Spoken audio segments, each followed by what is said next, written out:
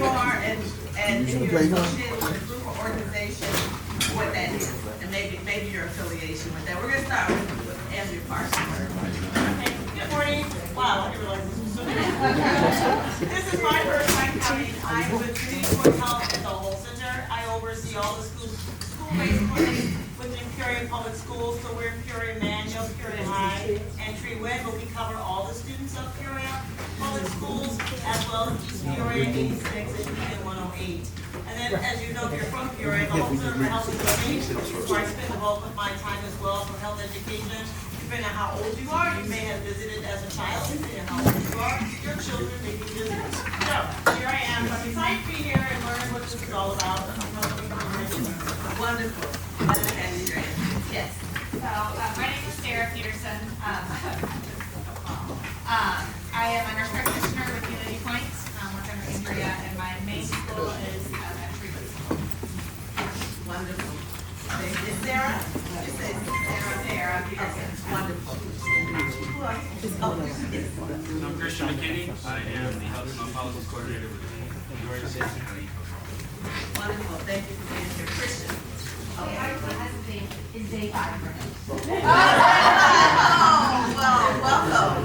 Happy to have you here. Yes.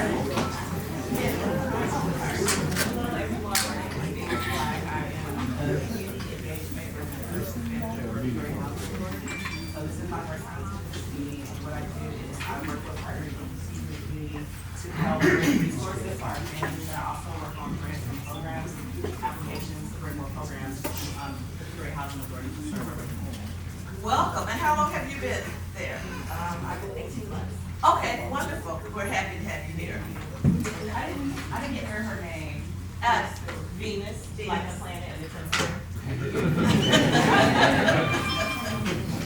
And who else we have for the first time? Yes, sir. My name is Thomas King.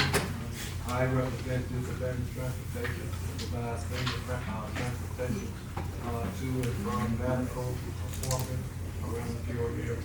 My deepest concern is the south side of Peoria.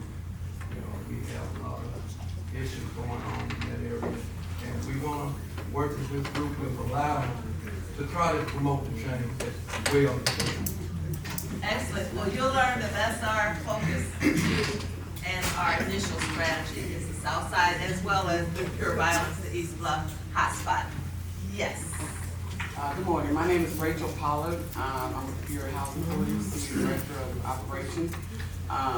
Originally a Peoria native, left with Texas, and I'm back. This is like day half for me. I'm following. Welcome back, Rachel. Glad you came back. Anybody else for the first time? Yes. I'm Stephanie Lowry. I'm the Youth Services Coordinator with Goodwill. I'm just starting on the next one, and will be in the Revive program that is focusing on mental health. Wonderful. So thank you for being here. It's all about the network. It's all about the networking. It's all about making referrals and wrapping supports around the individuals that we want to serve. So we'll share more information with those who are new. Our agenda today is very full. We're going to go all the way to 10:30. We have some guests here today from out of state. We also want to start with announcements, and then we'll get an update on, are we doing pure violence update too, or? Just that we are starting the evaluation process. Okay, on the application. The deadline has passed, and now you're starting to evaluate proposals. Okay, all right. And then we'll hear from Mr. Mashawn and get a police update, and then we'll be introduced to our guests. So announcements, in the announcements, we're gonna start there. We won't have time to get it. All right, Jonathan? Yeah.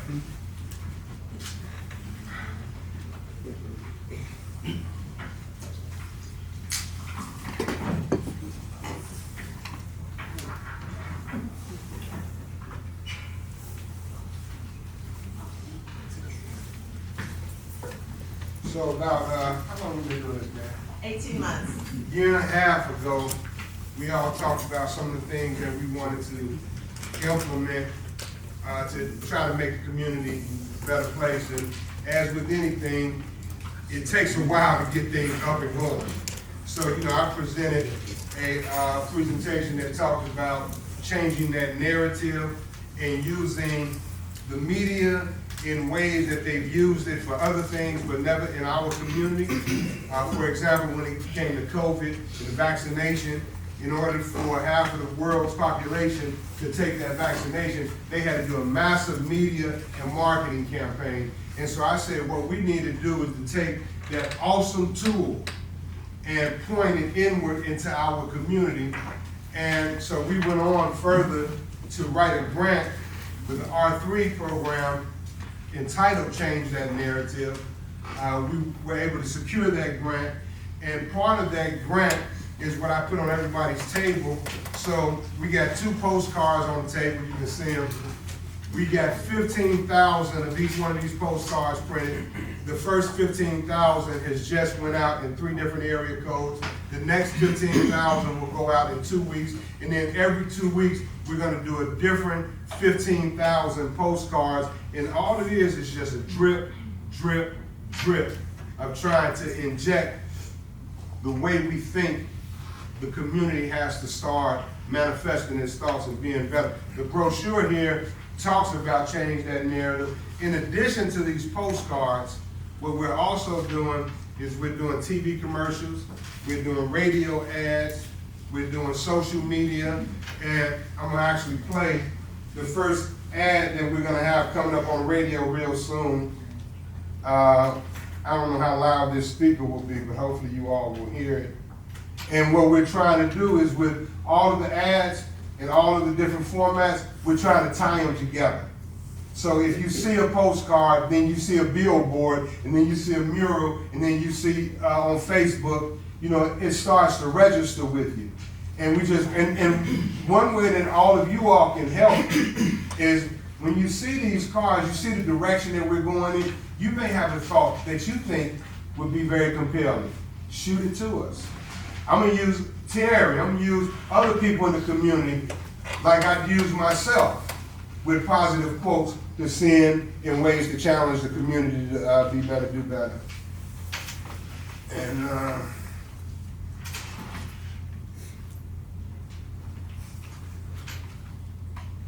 real quick. Hello?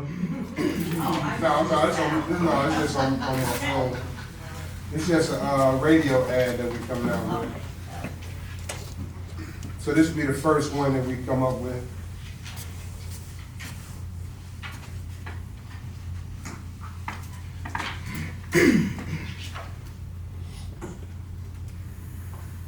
ChangeThatNarrative.org. There are no winners in a race at a bottom. How can you say that you care about your community? All you pour into your community is hate. Selling poison to your community is hate. Shooting up your community is hate. Robbing your community is hate. It's impossible for you to think that you're a good person when you're doing those things. When I finally realized that me and my friends were destroying the community, I changed me and my friends. ChangeThatNarrative.org. Together we can keep our community safe. Good job, Jonathan. Thank you. And if anybody has any ideas or inputs that you want to add to it, if you're a part of a larger corporation and you think you all want to get involved, please feel free to reach out. And if you don't, we'll be reaching out to you anyway. Other announcements. Pastor Hubbard wanted me to share with you that St. Paul is sponsoring a mental health summit. I think it's scheduled for April the 29th, but the registrations are due by sometime this month in March. It's going to be dynamic speaker. I encourage everybody to participate, but you do have to register. So Donna is going to send out an email to everyone to give you more information and the registration link. Okay. All right, Mr. Michon, it's all yours.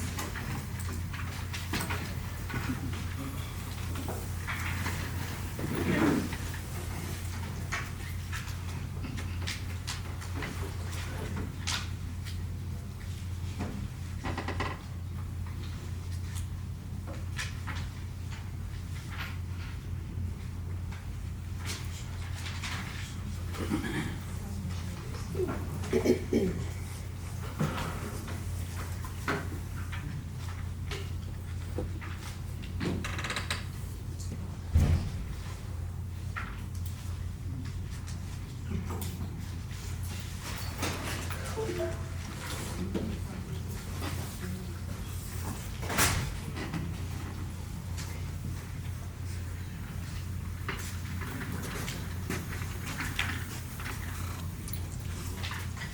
right, good morning. We're going to start out with going over our stats from our last meeting to now, so that would be February 11th to this morning.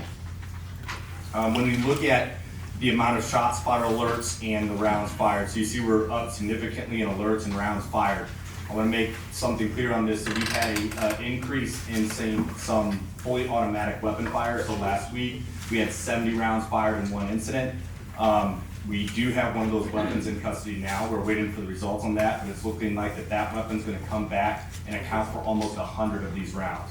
So one of those fully automatic weapons has already been taken off the street and significantly will drop that weapon. So this is where we go and we say, why do we use ShotSpotter and how do we use that to tie in with some of our other investigative tools? This is one of the way we use it, is we see all these high capacity rounds being alerted, and we start investigating, tying them together, and we believe that, again, that this one weapon contributes to almost 100 of those rounds, which would drop that significantly. So instead of 107% increase, we'd actually only be looking at about a 40% increase. So that is the effect that this one fully automatic weapon can have during this time frame. Looking at shooting incidents, we did have quite a number of shooting incidents. We had 7 incidents with 7 victims. We did have 1 homicide by gunshot with a total of 2 homicides. The other was a stabbing. We did recover 21 weapons, and 4 of them were stolen. I know that looks like it's down, but when we look at the next slide, when we look at the year total, so year total, that weapon's, it's actually this side, so year total, we actually recovered more weapons this year than last year, year to date, and we've recovered 10 stolen weapons. And for the first about 8 weeks of the year, that's a lot of stolen weapons to be taken off the street. That doesn't include that we've also recovered 3 ghost guns as well. And then, like I said last time, the amount of switches that we've also taken off the street is huge as well. So when we look at last year compared to now, we're still up 114% in shooting incidents and 67% in gunshot victims. But we are down 33% in shooting murders and 40% in all homicides compared to last year. We've done 2 directed patrols this year and taken about almost $3,000 in cash. Another important stat there is that 17 arrests with 76.4 grams of drugs. We've seized 1 weapon. We've stopped 97 vehicles, impounded 9, and written 34 tickets. We are down motor vehicle thefts. We had 107 in January. We've had 105 so far. I do want to say one thing that we're doing that we have been working really closely on identifying a group of individuals that are taking a lot of these, and we actually have, and we've identified, and we actually know kind of the area and where they're dropping those vehicles off. So we are making huge progress in identifying that trend, when and where, and we actually get ready to push that data out to the public as well, so those people in those areas know, what areas people are being stolen from, what time of day, and what to watch out for. Tip 4.1, we talked last time we were down, but with crime increasing, we haven't seen even more tips. So again, we've had 13 in the last week, 37 in the last month, and we've had 70 tips this year. That's a big increase, but as I said last time when we said we didn't have that many alerts, crime is low, more shooting incidents. Tip 411 is continuing to be utilized, which is a good thing that we saw from last year. It's a heavily utilized system for us. Before I introduce our guests, are there any questions on that for me? Just 2 things. One, I noticed in one of the reports this week with the stolen vehicle that crashed on Maynard University, there were 2 13-year-olds, 1 12-year-old, and 1 18-year-old. So we're talking about young kids. 10-year-old, man. Getting younger and 10, younger. 12, and 13, 18. 10. It was a 10-year-old. 10. Oh, Yeah. oh. They didn't report that. It was a 10-year-old. 10, 12, 13, 13, 18. and 18. Okay. Yes. That's even worse. Yes, yes, Was all those African American kids? yes. And it was a carjacking. The second thing, before you go to introduce our guests, we always start with prayer, and I goose. Pastor Parks, would you lead us in prayer, please? Father, we come to you, say thank you for this day, this time, and this opportunity. Now we ask for your presence to be in hearts and open minds to continue the work that has been started. We ask blessings, and we ask that you continue to guide us. In Jesus' name, amen. May I leave? I may just commend the police chief too, those children, that they were able to get them without an incident too. I mean, that's commendable as well too, that they were able to acquire them, and there's nothing else to add on to that news story, so thank you guys for your great police in the process too. So I'm gonna ask Kevin Johnson and his team to come up here. So Kevin and his team is from ShotSpotter. So one thing that we started doing this year is we've been getting a lot of question on ShotSpotter. So we started looking at reevaluating ShotSpotter and saying, are we where we need to be? And so we had a meeting several weeks ago with ShotSpotter and kind of explained what we were doing, and that's when they brought up this data for good. And as soon as they started talking, the chief looked at me and we automatically knew that that's exactly what was gonna fit what we were trying to do here. So I'm gonna let him introduce his team and what that program is for. So, Kevin. Good morning, everyone. Can you hear me? Yes. Good morning. Kevin Johnson. I'm with ShotSpotter. I am a customer success director with the company. I've been there almost 3 years. Prior to that, I spent 30 years with the Chicago Police Department. I retired as rank of deputy chief with the department. I was in charge of our community policing strategy, our training academy, and I was a commander of one of the districts back in 2017 where they onboarded ShotSpotter in Chicago. I'll introduce my colleagues. Kyle Rivers.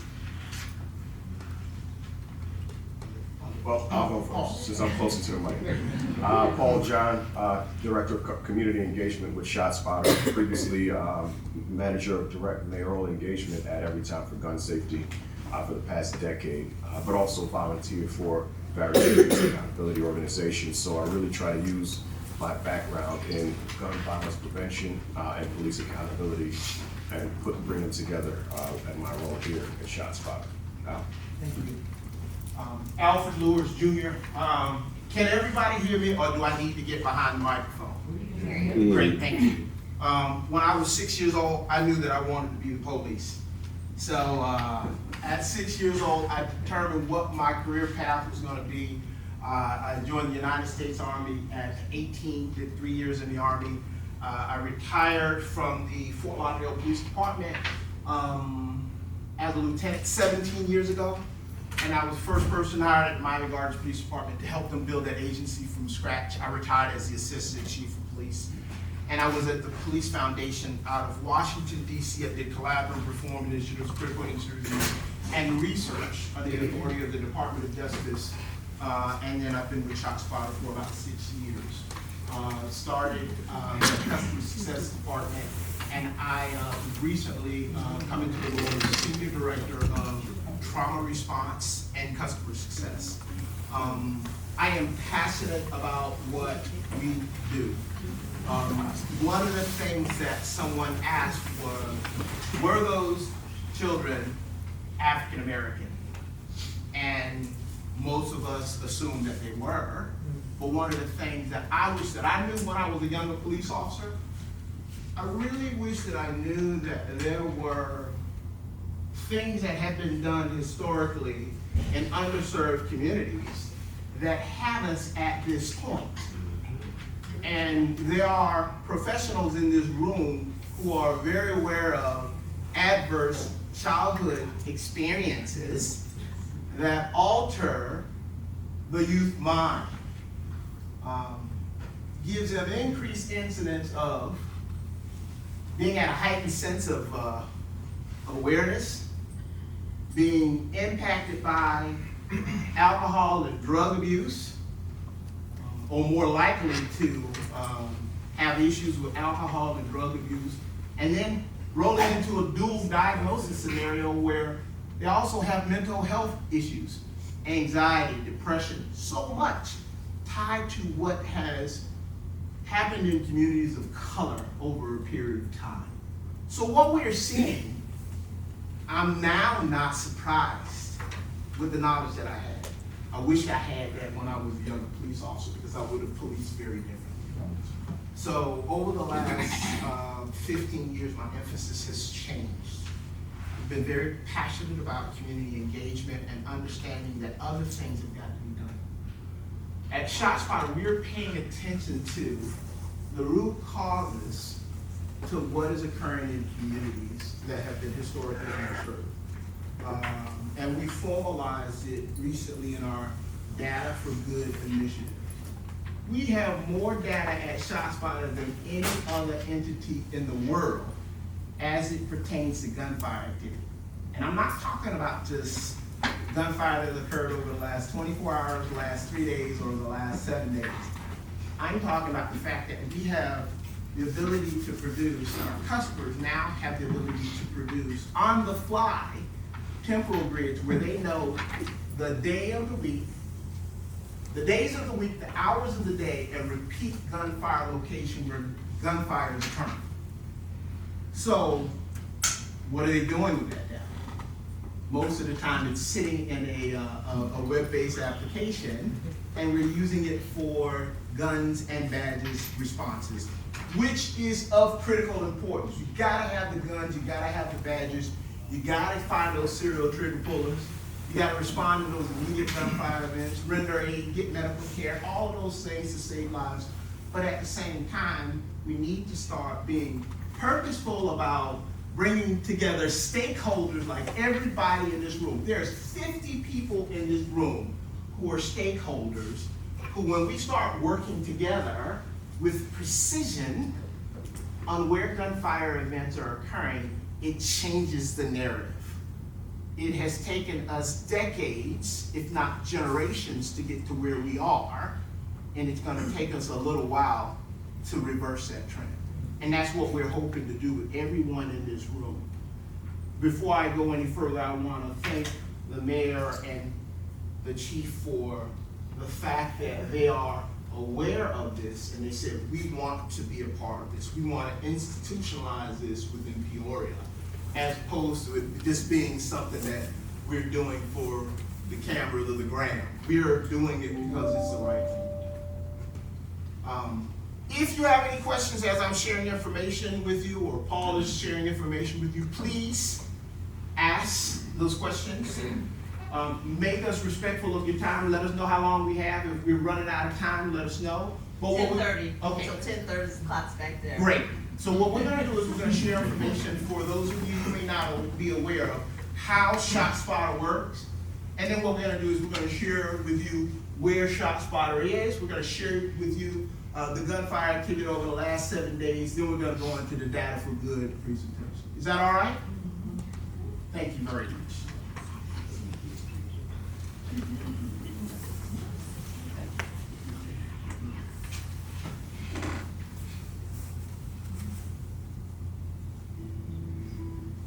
A gun is fired somewhere in your city. So what happens now? In the past, there was a slim chance the shooting would be reported to police at all. Even when it was, it took precious time, and there was often confusion.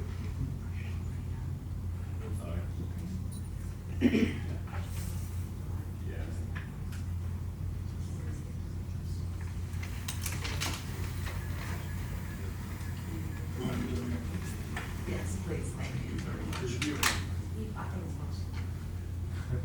Confusion regarding the location of the shooting and other pertinent information. At least that's how things were. ShotSpotter has changed all that. By utilizing advanced technology honed over 2 decades, we have automated the process. We monitor gunfire activity 24/7. So if a gun is fired in any area within ShotSpotter coverage, the system detects, locates, and immediately alerts police of the gunshot. So how does it work? It starts with acoustic sensors that are placed on buildings or lampposts throughout a neighborhood. If a gun is fired anywhere in the area, multiple sensors detect and timestamp the sound. The precise location of the gunshot is determined based on the amount of time it takes for the sound of the gunshot to travel to each individual sensor, effectively triangulating the sound. The exact location of the detected gunshot is indicated by a dot on a map. Once an alert is generated, it is immediately sent to our IRC, or Incident Review Center, where trained acoustic experts then analyze each incident in mere seconds, determining if the sound is gunfire. ShotSpotter acoustic analysts receive extensive training on reviewing and classifying gunfire by distinguishing gunshots from other impulsive sounds that are not gunshots. In addition, they are trained to append additional contextual information, such as multiple shooter alerts or full automatic weapons alerts, that can prove to be essential tactical intelligence for law enforcement agencies responding to these crimes. The entire transaction takes place in less than 60 seconds. With the real-time ShotSpotter alerts, police can immediately be dispatched to the scene. Utilizing the gunfire audio clip and tactical information, officers can approach an exact location quickly and safely to engage the shooter, interview witnesses, and collect key evidence at the crime scene. ShotSpotter's Respond app enables patrol officers to receive real-time alerts quickly and effectively in their patrol car, on MDTs, or on the go on their smartphones. The ShotSpotter alert system is used in more than 100 cities and is an invaluable tool to help make communities safer by responding to gunshot incidents faster, making it easy to find evidence and reducing risk for police officers. So that's how ShotSpotter works. It is, like I said, the officers are getting this information in 30 to 45 seconds. And that gives them an opportunity to respond and find those active shooting scenarios, to find victims of crime, and to actually make a difference and change people's behavior, connect with the community, collect shell casing. So that's fine for your immediate response. So there's a 6 square mile coverage area, and the department is very transparent. One of the things that we will not do, we will not divulge the coverage area. It's always up to the city if they want to share with their public. And so this is the actual coverage area. So what you're looking at right now is this is our Insight application. This is the historical repository of gunfire information. This is the tool that the department has, whether it's supervisors, your crime analysis unit, the communication center. They can go in here and they can say, hey, I want to see the gunfire that's occurred on a specific date at a specific time, do a polygon or circle around an area, all those things. They can do reports on the year-over-year increase or decrease in ShotSpotter alerts as well as rounds fired. All of those things, they can do it right here. So if you're looking right here over the last 7 days, and the question is ShotSpotter in the right place? As I look right here, I see that there's been, over the last 7 days, from March the 3rd to March the 10th at 09:34 and 42 seconds, there's been 18 incidents where 109 rounds were fired. This is an anomaly with that 70-round incident that just occurred. But you can see right here that you have, I would say it's definitely in the right area, but there's additional information that's in the background that would give you a broader picture. One of the things that we give you the gunfire activity of up to 100 meters outside of that entire perimeter of that coverage area. But ShotSpotter is also capturing gunfire activity that's outside of that area that would be either suppressed or dismissed, because the further it gets away from the coverage area, we can't, number one, be assured of its accuracy, because that area further away is not set up for the gunshot detection. And then we're not contractually obligated to give it to you. So we want to make sure that we are giving everything that we say that we're going to give to you and more, but we want to be accurate with it. So we can see in the background a lot more gunfire is occurring. The department has shared with us their historical gunfire activity, the shots fired, called outside of ShotSpotter, and we're in the process of doing an analysis to paint a broader picture of what's actually going on, to know if it needs to be, if they want to do an expansion or anything down the line. So that's where ShotSpotter is. That's what we know today. Any questions about this? Yes, ma'am.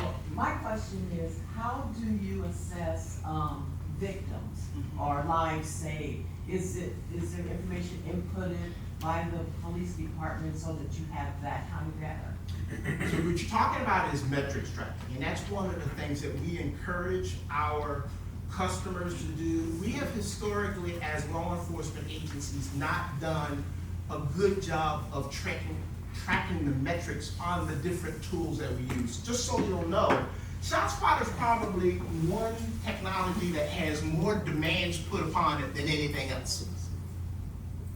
This is a service. License plate readers are services. Video cameras and surveillance cameras are services. Records management systems are services. Nobody's asking to track that data for them, but the burden is being put on us to track its efficacy.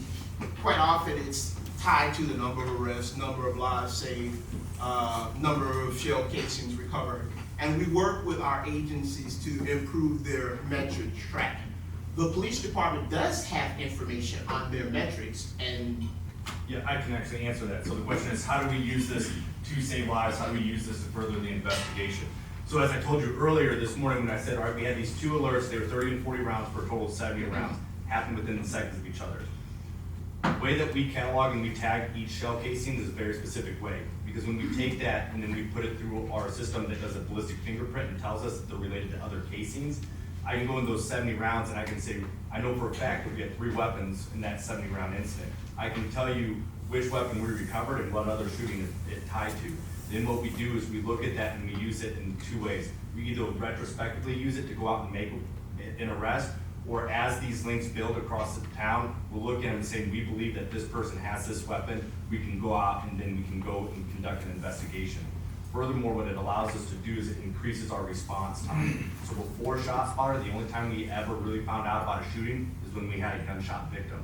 Now we find out about every single one that happens within that area, which is increases our response time and does impact the lives that we save and how quick we can get there. But you're not tracking that actually in the system? Not in that system, but we in the department are tracking that, yes.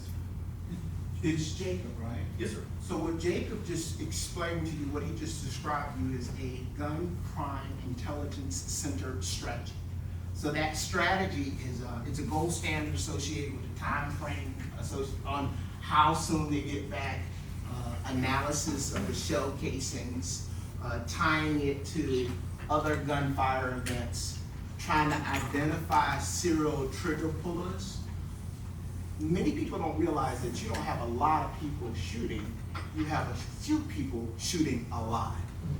So when you identify those serial trigger pullers, you identify them, you start putting the pieces of the puzzle together, recovering those guns, tying them to crimes, holding them accountable. Those are the things that ultimately make for a safer community. So, great question, thank you. Just generally speaking, how would you define this geographic area? South side, East Bluff, Central Peoria? Yeah, I mean, that's real close. You're gonna have the south side there, and then you'll go close to where we're at downtown, then you have the East Bluff, and then in that central area, it's really gonna be really close. And to be clear on how these zones were picked back in 2013 or 14, the calls for service were pulled and everything was sent, and so everything that you're seeing as far as the zones that were chosen was data driven on where does the crime actually happen, and that's how we chose those areas. Thank you. So I'm gonna fast forward. I got a quick question. Yes, sir. Do ShotSpotter have the capability of recording audio conversation? So ShotSpotter is designed to detect gunfire. Our system is triggered for sounds of 120 decibels or greater. So once that actually occurs, it starts the process of classifying the sound. And then once it classifies the sound and does an actual location analysis, it sends it to the cloud-based classifier, and then from there a person listens to it. What we will do is, at the incident review center, they're gonna snap that gunfire event. What we previously did, we would give the police departments 4 seconds of data before the gunfire event, the gunfire event, and then 2 seconds after. We commissioned an audit by New York University's Privacy Institute, and we said, we want you to look at how we do what we do and see if there's a likelihood for increased acoustic surveillance. They made a recommendation. They said, okay, so your spool time right now is 72 hours.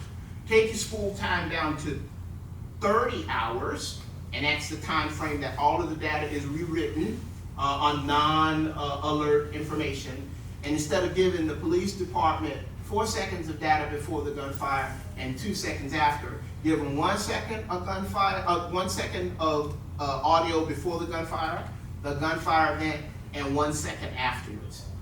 If there are things like ambient noise, a windstorm, you hear wind, barking dogs, screeching tires, and in unique circumstances, you can hear voices, but the sensors are placed on light poles and buildings above the ambient noise of the city to try to prevent from getting audio of people's conversation. But yes, it can hear conversations in unique circumstances. And what is that data collected and used for? Let's say, because I mean, obviously you have people shouting a lot of times before incidents happen. I'm pretty sure if you're shouting near a shot spotter, that audio could be picked up, and it might even could be used as evidence, right? I mean, if someone's shouting someone's name, "I'm going to kill you, Mike, I'm going to kill you," the next you know, you hear shots go off. Can that information be used later in court? It can be, but one of the things, they're only going to get the data related to this.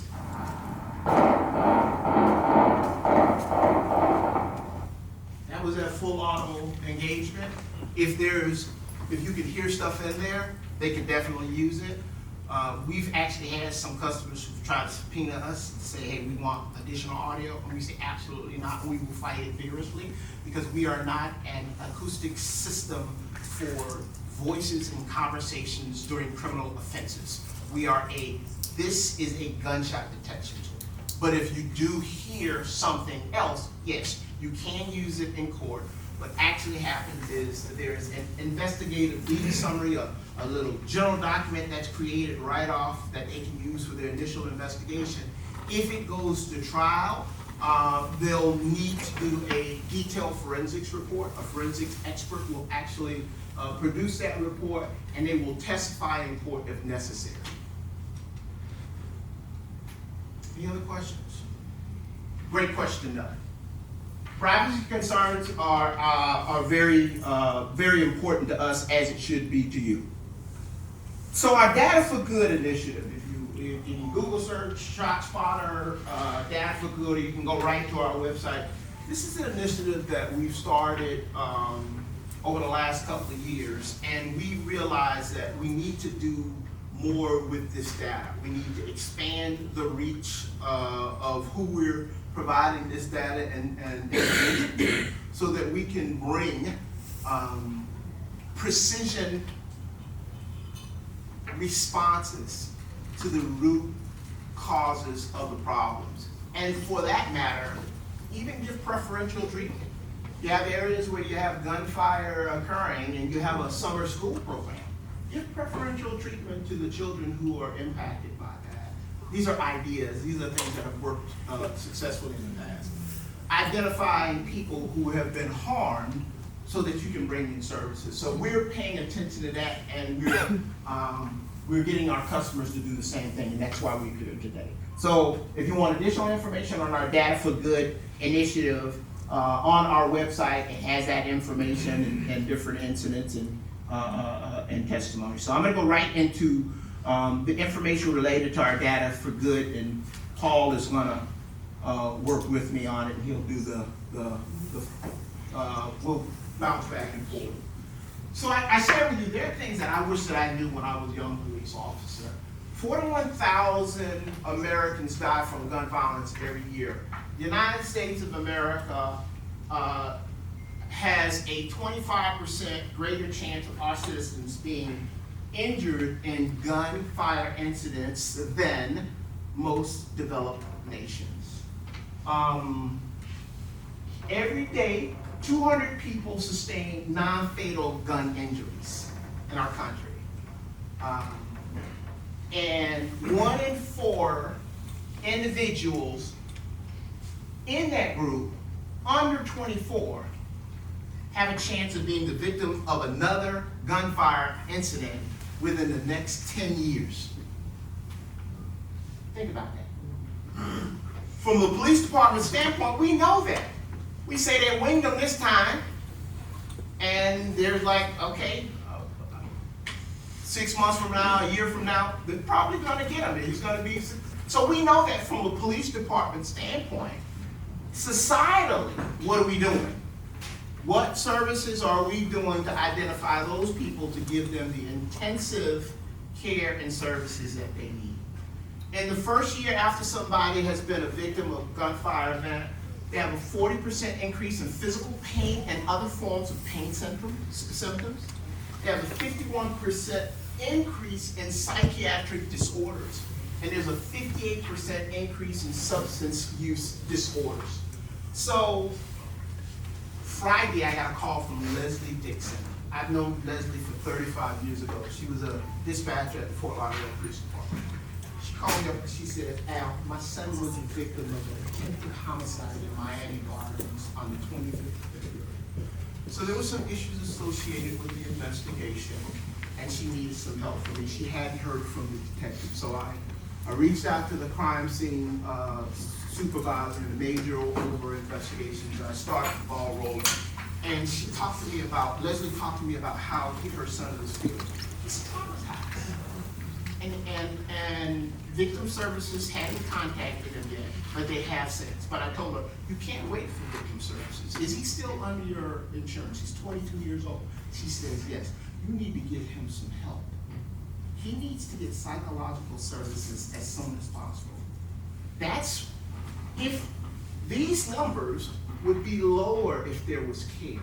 So this is just the numbers associated with what you're seeing in a very short period of time. This gets exponentially worse as time goes by. Thank you. The research lets us know that you don't have to, as a child, you don't have to be actually shot to be harmed. There are people in your school who are impacted by gunfire. There's gunfire that's occurring within a quarter of a mile of the school. And we report that information on a regular basis. So we have the information on the gunfire that's occurring within a quarter of a mile of the school. But what is being done to help those kids?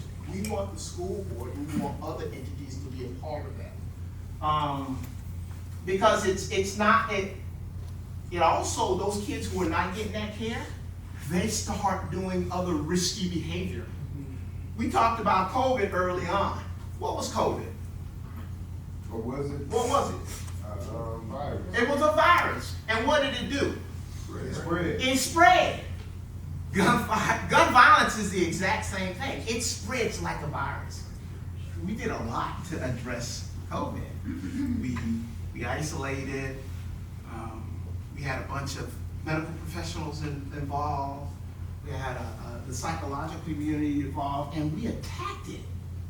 And we did pretty good in about 2.5 years. We need to do the same thing with gunfire. Thank you, Paul. How can ShotSpotter data for good help? So this is what you see. Producing dashboards and recognizing the fact that we're going to look at the data for our coverage areas to understand the trends. So I spoke to you about the incidents within a quarter of a mile of school. These are the locations where you would have schools that have repeat gunfire location. You would know the ones that you would consider at high risk because they're having more gunfire events, being able to say the number of ShotSpotter alerts and the number of rounds that have been fired. And then from there,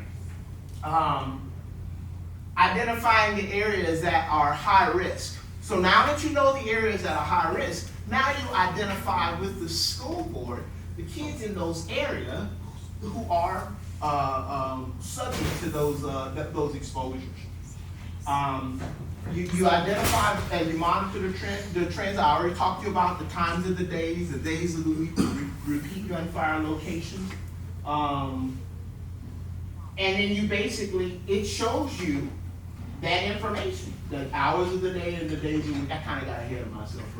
That's fine. But what this allows you to do is pinpoint the exact times and locations where you should be directing resources. So what we realized here was that most of the incidents were happening evening and Friday night specifically, right? So a lot of communities take specific resources and specific programs and institute them and have them at those times where they can bring community folks together, but also folks at the highest risk of gun violence. So I've heard things like midnight basketball programs or potentially summer camp programs, putting them in those specific locations at the specific times and inviting and encouraging folks at highest risk to join you in community engagement and reducing gunfire around the community. So this is important because we care about privacy, right? So we're making sure that we're alerting folks to the specific location. I'm sorry, this is a little finicky here, but we don't necessarily want to give personally identifiable information.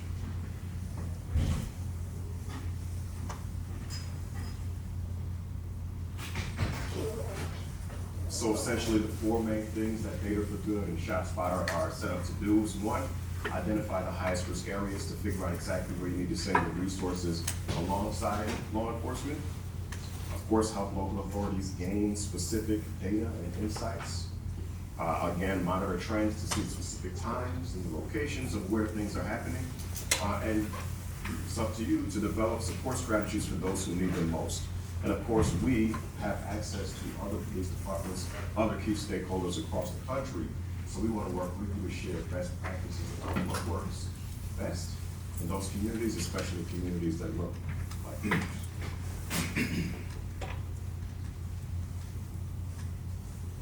And these are the 6 key stakeholders that we generally try to work with. And we're still figuring this out right now, but this is the best summary that we have for that. Figure out how to pause this.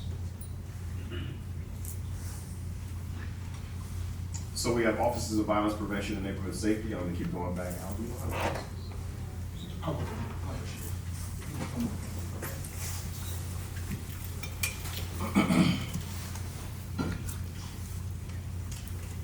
Offices of Violence Prevention and Neighborhood Safety. A lot of communities have this and they realize this is an opportunity for key stakeholders to get together alongside law enforcement, but also getting together schools, getting together socioeconomic resources that you can give out to the community and work with the community to spread, right? You have city and county victim services that can also utilize dashboards, figure out the best ways and where to give their resources as well. School-based Handle with Care programs, many of you may have heard of Handle with Care, but essentially it's a way to divert kids from the criminal justice system.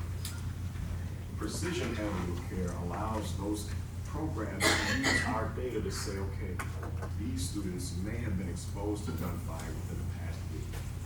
If they're acting out in school, maybe that's why. But in addition to all the other factors and things that they're going through, here's another layer of data that you can use. See, I need the mic, my bad. Thanks, man. Here's another layer of data that you can use to further figure out and pinpoint exactly which students may need more help, may need more support, whether that's a quiet, safe space to play, whether that's therapy, whether that's other additional support. Departments of Public Health, federally qualified health center outreach programs, and hospital-based intervention programs. And I want to pinpoint hospital-based intervention, violence intervention, because that is where a lot of incidents come to a head, right? Someone gets shot. They go to the hospital. Who comes to visit them at the hospital? Their friends, their family. What do they want next? Revenge. Today's victim becomes tomorrow's shooter. And that's how the cycle continues, right? But if we have a program inside the hospital that works with those folks and says, listen, we know you just got shot. We know you need support. Let us support you. Let's work with you. Don't become tomorrow's shooter. Let's figure out what we can do to stop this. Our data can help those programs better pinpoint the folks that are more likely to be at high risk to get involved. And Al, you want to have something? One thing I want to add, that everybody in this room knows that we're talking about services and all of these things, but we are often faced with people who are not ready to accept services. And it's a challenge. We've identified certain things, we know the path, and we can't convince them. And it's so frustrating, you know, because, you know, you're doing your best to help them out. This is a moment of vulnerability where you have a better chance of getting someone to accept the services that you can provide to them to help them, their family, and break the cycle. So taking advantage of this part of it is of critical importance. There's another thing that I will share with you, that ShotSpotter is a subscription service, and when we signed the contract with Peoria, and it said that this is ShotSpotter data, you can use it for criminal justice purposes and investigations. As a result of our Data for Good initiative, we are broadening and giving our departments in our cities the ability to share this information with the service providers and the stakeholders. So that's something that we're also doing. So that includes this safety network? Yes, it does. Yep, exactly. And that's why we're here. Question? Would it be possible, out of all the 100 or so cities that use ShotSpotter, to maybe hook us up with some of the municipalities that you think are utilizing best practices with the Data for Good program, and so to give us maybe an example of how Safety Net might be able to utilize that too? Absolutely, great question. So we have several. Springfield, as well as if you want to get out of the cold, Miami-Dade County. I'm gonna defend them. I want y'all to know I'm having a great time, but I'm depressed because it's cold out there and the sky is gray. I live in Coconut Creek, Florida, and when I left home yesterday, it was 87 degrees. So you choose where you want to go to see how they do it. But absolutely, and that's one of the things that we found. So we've had these conversations. So I authored a blog a couple of years ago on using ShotSpotter as a community engagement tool. You can Google search Alfred Lewis Jr. Community Engagement ShotSpotter, and you can see what we talked about. Police departments are very, very effective at using guns and badges to address issues, and they have their coffee cops and the community engagement and different things like that. But this is a deeper thing that a lot of people do need, that technical support and the kind of contact with those other people. Yes, we will absolutely connect you with them, and we encourage you to meet with them. And one such example is actually close to Al's home. It's in West Palm Beach, Florida. Essentially an entity called Walking One Stop. And what they do is they used to set up in a static location and invite people to come, a static location based on ShotSpotter data, and invite people to come to take advantage of the resources that they were offering, whether it's socioeconomic and health resources. Now what they're doing is they're using ShotSpotter data to go specifically to the blocks that are most impacted by gun violence to offer those resources. So meeting people where they are is extremely important, because not everyone's going to come to you. And like Al said, not everyone's going to accept those services. So even getting yourself out of the house to try to get those services is not important. And we've seen extreme success doing that. I think they've had over 3,000 referrals to specific community-based organizations alone, based on figuring out where to go by using ShotSpotter data. And ShotSpotter.com/community/data for good is where you can find some of the examples of those stories. And I will share with you, I believe that Miami-Dade County is model. So Mayor Daniela Levine Cava, she's the county mayor of Miami-Dade County. I don't know if you're familiar with her. Google search her. Her background is in social work. They have, so when the Walking One Stop started in Miami-Dade County back in, 2012, 2013, it was very small. And we used to run out of money. We can only do a few a year. It has grown to a program, I think they're probably close to between $7 and $12 million dedicated to consistently providing services in these specific locations that have been either recently or chronically impacted by gunfire and gun violence. So, thank you. Question? I got a question. I can't see our chief. Are we doing the school-based handoff program currently? The Handle with Care? Yes. Boone's here, but yes, we do have Handle with Care. Okay. Yes. So once you identify and you go to a family, what happens after that? It could be a multiple, a pronged approach to services. So we had the wraparound center. So, you know, you'll run into parents, families not ready to receive services. We still have hand over care champions that are per school. So they'll literally meet with the student, speak to them, find out what's going on. Sometimes my officers will sit down and talk to a student and find out, you know, it's more than just the shots fired in the area. We're helping pay rent, we're helping put a bed in the house, we're helping pay for Christmas for kids. So it's a multi-pronged approach that we got to be able to put in the system. And I think to date, for the school year with Handle with Care, we've had about 1,200, over 1,200 hits. So that's 1,200 individual students that were affected by things happening on the outside. Now, there's obviously also much more communication behind the scenes between their security group, him, and our team. So when something's happening in the neighborhood and it involves a juvenile, he's getting a phone call and his team's getting a phone call immediately. So that ball gets to rolling as soon as we know we have a juvenile involved or some of the students. So it's not just necessarily at the school, but right outside the school as we're dealing with it, that communication is happening. Clarifying question, is that 1,200 unique students? That's hits every time. So certain kids can have multiple hits. Okay. And that's, you know, gunfire, that's if there's a domestic that happens in the home. Sometimes you'll see a specific school, it'll have 5 hits. That could be 5 brothers and sisters at home that have had police interaction, police contact. But really, it helps the teacher, it helps the officer. That way, if, you know, Johnny's coming to school and acting out of sorts, it's not to just be like, what happened at your house last night? You know, it's to be like, you know, show Johnny just a little mercy and grace today, and have somebody to come talk to him. Sometimes, you know, may not be the champion that the kid can relate to. It might be another school staff member that they're close with. A lot of times our officers will know a specific student, they go and talk to them, sit with them in the office and get a wealth of information.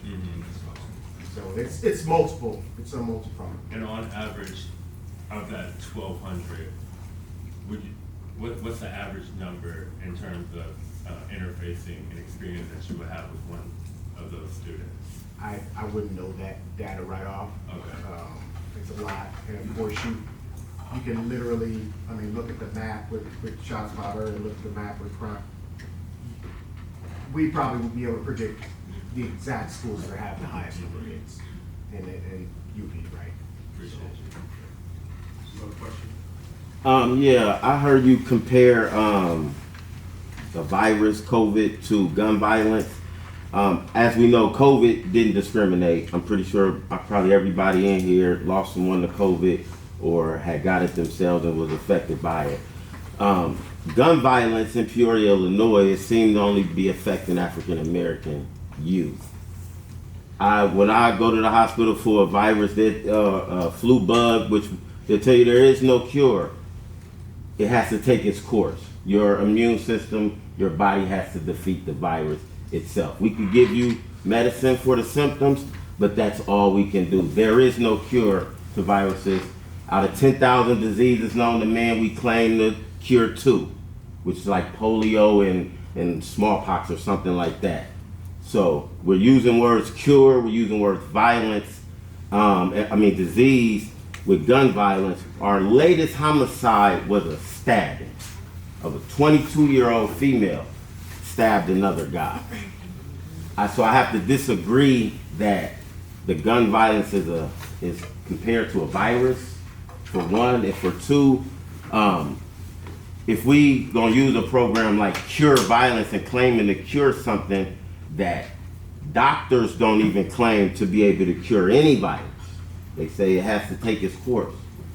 We have to go back to the drawing board and really reevaluate on what's causing the problem. Eric Adams, the mayor of New York, just said the main thing he feels driving the violence is drill music. You can look it up, he just made a statement. Drill music, which started and originated in Chicago, Illinois. right here in Illinois, which Illinois still hasn't got on board to take a responsibility what we've created and spread it across the globe. And when Jadakiss just publicly came out speaking out against drill music. This is a gangster rapper that raps about violent music, still saying, hey, drill music has took it a step too far. You got NBA YoungBoy just came out and said, I would never make another drill song again. Because they understand the power that this music is having on the culture. I have yet to hear one thing in this room about addressing the music and the drill culture, which majority of the world is recognizing this is what's driving the violence in African American communities. And you say you've been a police officer for 30 years in Chicago, so I'm pretty sure you're aware of Chairman Fred Hampton was assassinated by the police department and the FBI in 1969. Or you gotta get to your question. Well, my question is, can you tell me why is this virus only affecting African Americans? I'll be honest with you, I can't answer that. I don't think there's anybody in this room who can answer that question. And the things that you're saying, it's great to know that. We gotta start. We have to start and we have to be precise. We have to be deliberate. We have to have accountability beyond the police department. Everybody in this room has as much of a responsibility to start working towards addressing the root causes of violence. And it needs to be studied, and we are not gonna know immediately what's going to work. But this is a beginning, and I am so proud of everybody in this room for being a part of the beginning. There's 50 people in this room who care enough. We're not gonna agree, but we gotta start. So you don't have to agree with my analogy of comparing it to a virus, but I can tell you, I think that if somebody, I've seen it spread like a virus in communities. That's something that I've seen.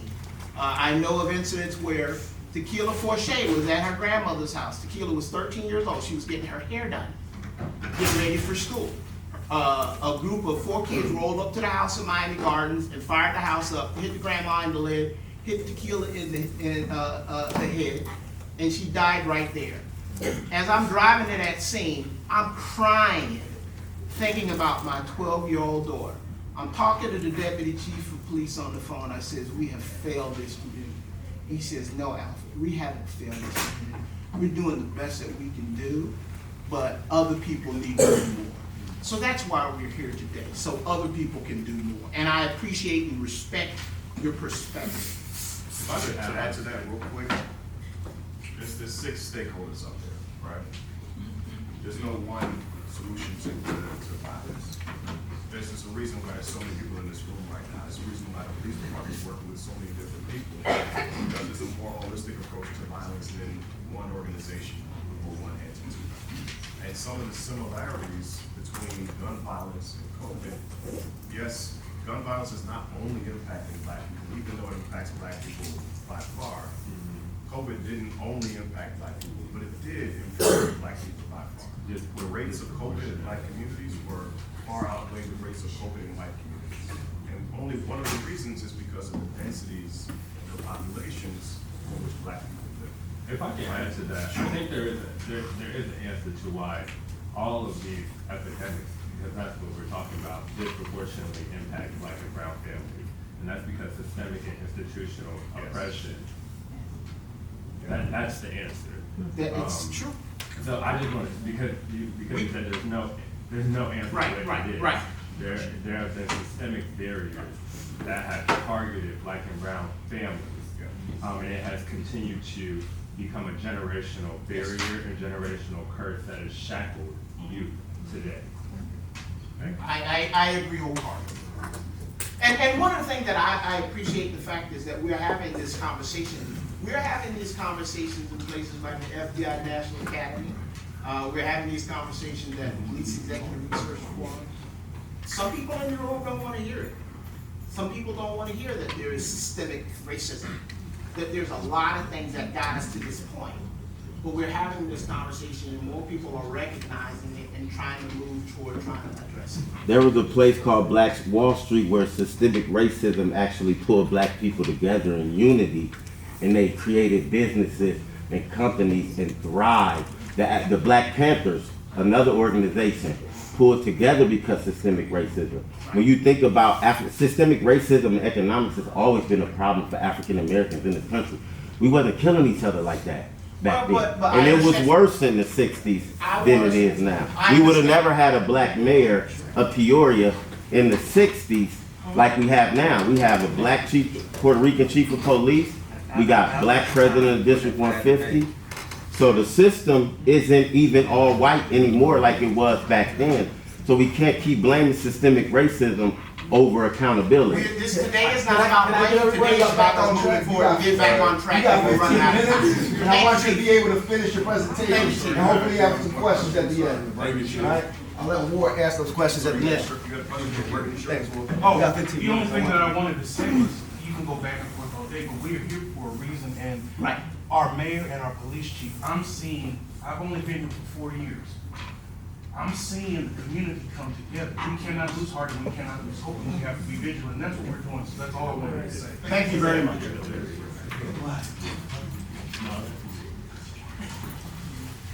This is our website at the bottom of the page, you can revisit it, and there will be a form that's towards the bottom of the page that allows you to enter your information to reach out to us directly for how you can become one of the stakeholders in Peoria. But also, we have business cards. We can talk to you here now. I have a great presentation. Appreciate it. You talked about the example from Wade, Miami-Dade County, about how you utilize it specifically for like police interaction and community resources. Have you seen a good example in some of your partner cities where they use it for community development, planning, and zoning as well? Yes. I can tell you, so we've had these conversations. So I've had meetings with the director of economic development in West Palm Beach, with Frank Adderley, the chief of police, and they have made mention of that. Even a couple of people in Miami-Dade, Beasley.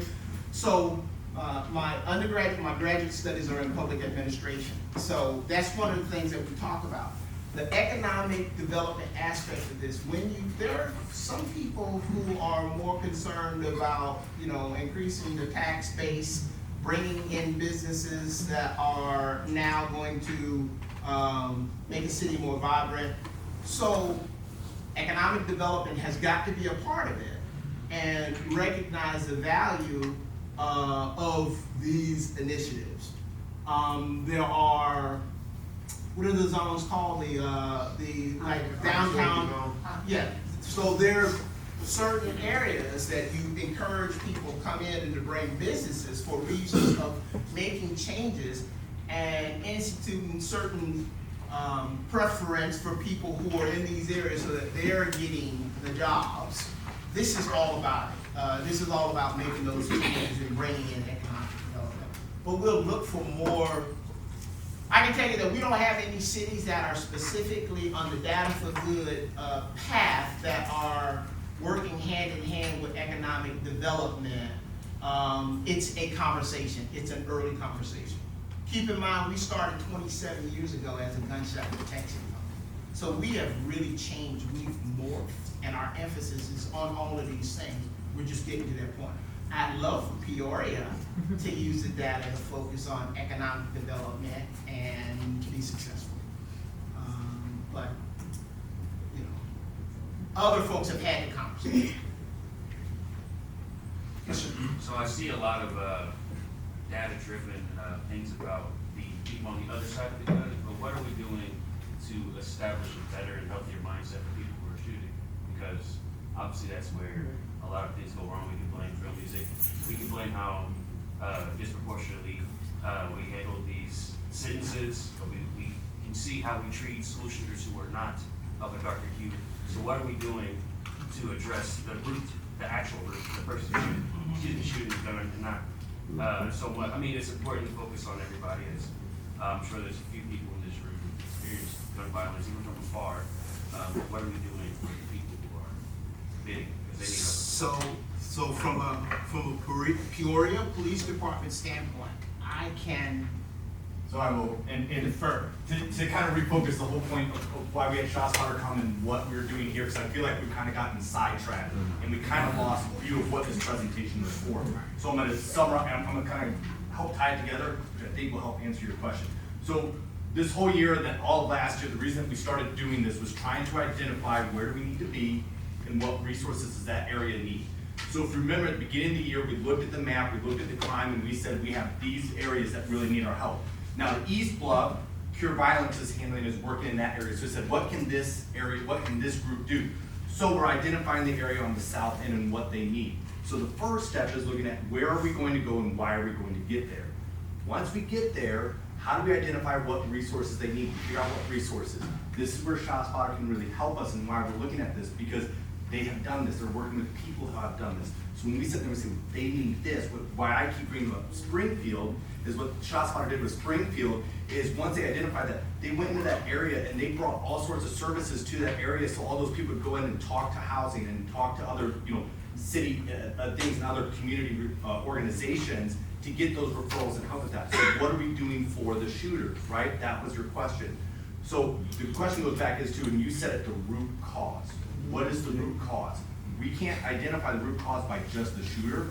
We have to look at everything, and we can't fully do that until we go in and we say, let's look in this side into the community here. What does that community need? Then we can identify the root cause and then do partnerships within the community. Then we can attack the root cause. Does that answer your question? So If it doesn't, tell me, I'll try. I just see a lot of programming and a lot of data for good that's driving for the people on the other side of the barrel. But when we institutionalize these people, they hit the time sentence and then they come out, it's very likely that they're doing things. So what are we doing? So I actually have somebody in the back of the room can attest to some of the things that we're doing with the individuals who are being arrested. And I know that we have a group of individuals that are actually going in to those juveniles while they're locked up and is talking to them. If you'd like to introduce, I'm calling you out here, but if you'd like to introduce yourself real quick and give maybe about a 1 or 2 minute explanation of what you're doing with that program. Yeah, thank you guys. My name is Kenny Gobble. I work for PCAD. I spent 5 years as the assistant superintendent over at the Juvenile Detention Center. What we've been doing is, those kids have been forgotten for so long. So when they're released, we follow up with them. We now are able to get them into counseling, therapy, and we're also able to put them, take care of the whole family. I don't know if you guys saw the news the other day with the 12-year-old and the 13-year-old, right? Those kids, those parents have been begging for people to mentor them and develop them. So we're out there making moves so that way we can be with the kids. The problem